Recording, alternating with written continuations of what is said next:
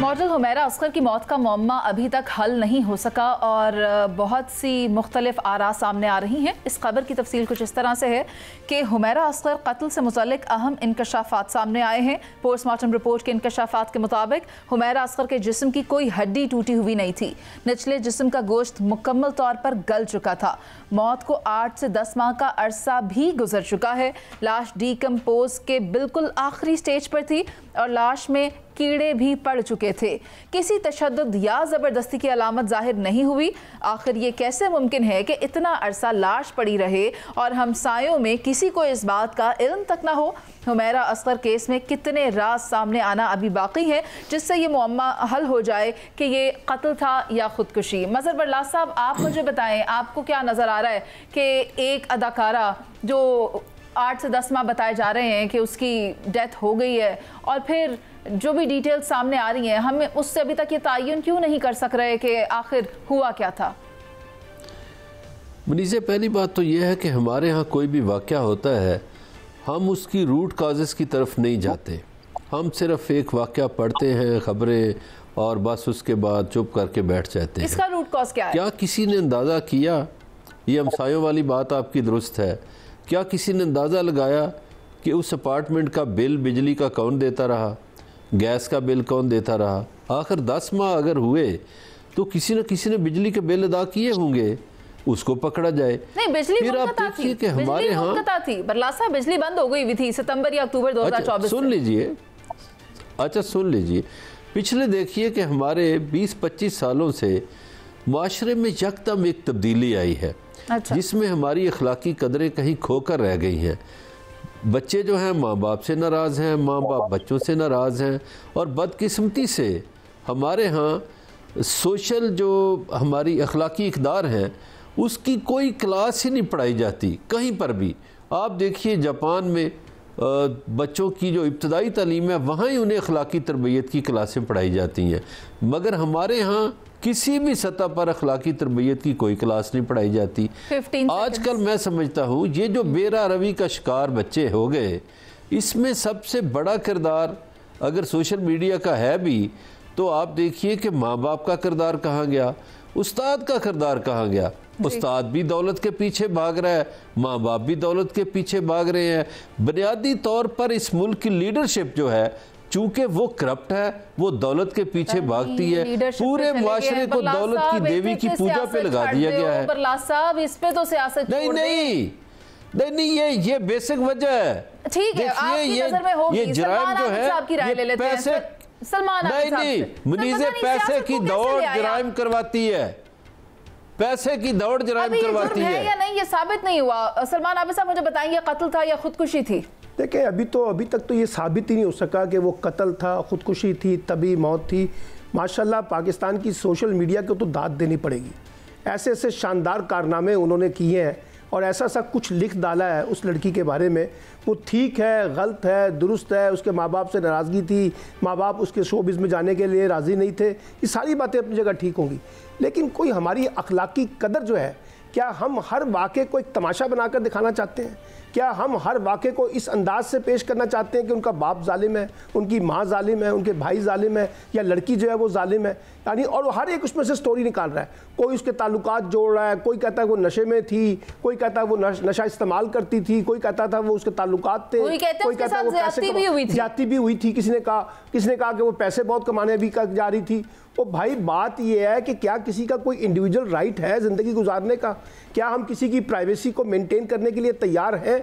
अगर गलती हुई है तो गलती फिर उसकी निशानदेही भी हो जाएगी। वो माँ बाप की तरफ से है, लड़की की तरफ से है, इंतज़ामिया की तरफ से है, मोहल्लेदारों की तरफ से, वो एक अलग बहस है।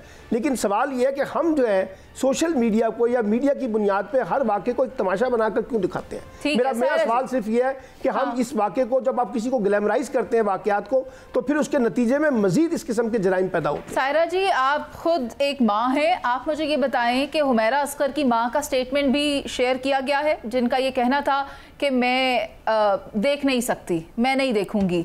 तो आप इस स्टेटमेंट को कैसे देख रही हैं? क्योंकि इब्तदाई तौर पर जो बयान सामने आया था वो यही था कि हम बॉडी नहीं ले रहे, मगर उसके बाद नवीद असगर ने मजीद इसकी वजाहत कर दी है। हो जाएगा, वो फैमिली मैटर है, उनकी तो बयानात है, उसके ऊपर मैं क्या कह सकती हूँ। अच्छी खासी मतलब वो कहते हैं कि कुछ शक्ल प्यारी बच्ची जिस माँ की, वो उस हालत में नहीं देखना, मतलब एक होता है ना कि इंसान कि मैं वो एक आखिरी याद जो उसका वो चेहरा है वो देखना चाहती हूँ, जिस हालत में वो मिली है मैं वो चेहरा अपनी आंखों में ये आखिरी याद नहीं रखना चाहती। उससे पहले बदलाव साहब आप कह रहे थे, फिर आप कह रही हैं कि आप सियासत की तरफ रहेंगे। देखिए, इखलाकी इक़दार आप इस मुल्क में रह नहीं गए। इसका सबसे बड़ा जो मैटर है ना, जो इस मुल्क में जो कहते हैं कि मिडिल क्लास खत्म हो गई और गुर्बत की लकीर के नीचे आ गए हैं, यहाँ पर लोग किसी का फोन उठाते नहीं है।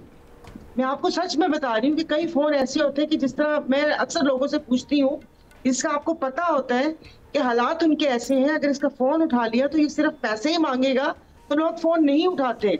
जो हमारी इखलाकी इक़दार खत्म होने में ये नहीं कि इसमें इस चीज का हाथ, इस चीज का हाथ, ये कि हर इंसान वो कहते हैं कि अपनी ही पूरी नहीं पड़ रही तो वो किसी दूसरे की परेशानी में भी नहीं वो देखना चाहता। बाकी जो पुलिस के हल करने के जो सवालात हैं वो ये कि पिछले सुना है कि 6-7 माह से बिजली कटी हुई थी, तो मालिक मकान की जब बिजली कटी हुई होगी उसको नोटिस मिला हुआ होगा। और यहाँ पर स्मेल कैसे नहीं, यहाँ पर जो बिल्कुल साथ है उसकी 7 महीने से बू।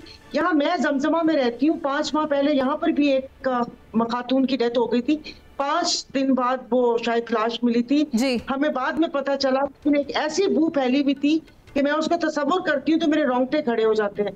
तो ये अब तो पुलिस और सारी वो, बाकी उनकी माँ का जो आपने मुझसे सवाल पूछा, तो जाहिर एक माँ होने के नाते से वो नहीं वो उस हालत में देखना चाहती। पता नहीं किस जाहिल ने वो एक तस्वीर भी ब्लर करके इस गम को फेस ना कर सकती हूँ। लेकिन being the bureau chief of GNN and Punjab, Shahzad Bhatt sahab, आप मुझे ये बताएं कि इन्वेस्टिगेशन की जाए, मीडिया ट्रायल किया जाए, मगर किसी ने भी अभी तक उस अपार्टमेंट के मालिक को क्यों नहीं शक के दायरे में लिया?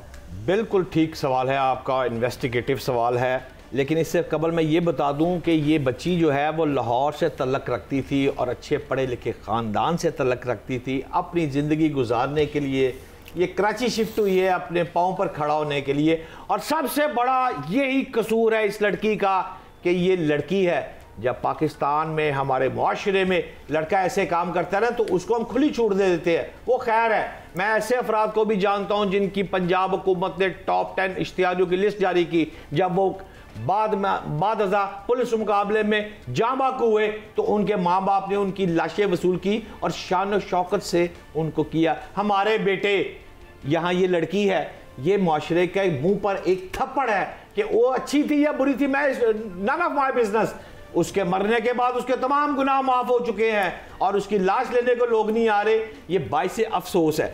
अब सवाल ये है जो आपने फरमाया, पुलिस यहीं ये ब्लाइंड मर्डर है मुनीज़े। अच्छा। और ब्लाइंड मर्डर में पुलिस इसी जगह फंसी हुई है कि जब 9 माह तक ये बंद रहा घर और उसकी बिजली कट गई और वहां पर जो एक नेक्स्ट डोर नेबर था वो भी चला गया हुआ था। अब जो आपका सवाल है, सायरा बात कर रही थी, जब 2.5 महीने तक, मेरी जो फ्रांसिक से बात हुई है, 2.5 महीने तक लाश से बदबू आती है, उसके बाद लाश से बदबू नहीं आती क्योंकि कीड़े पड़ जाते हैं। अच्छा। जब कीड़े उन जर्म्स को खाना शुरू कर देते हैं तो फिर ताफुन नहीं फैलता, हवा इस तरह की नहीं आती। नंबर 1। नंबर 2, जो पुलिस है उनसे मेरी बात हुई, आखिरी फिक्रा, जो पुलिस से मेरी बात हुई है उनका यह कहना है कि हम बिल्कुल मॉनिटर कर रहे हैं मालिक मकान को भी और कातलों तक पहुंच जाए। बात यह है कि इस मामले को मजीद स्पेकुलेट ना जाए और पुलिस को चाहिए कि मजीद इसके ऊपर हमें बताए, लोगों को बताए जो जानना चाहते हैं कि आखिर हुआ क्या था। लेकिन अलमिया ये है कि ये कफन, ये कब्र, ये जनाजा रस्म शरीयत है। इंसान मर तो तभी जाता है जब याद करने वाला कोई नहीं होता।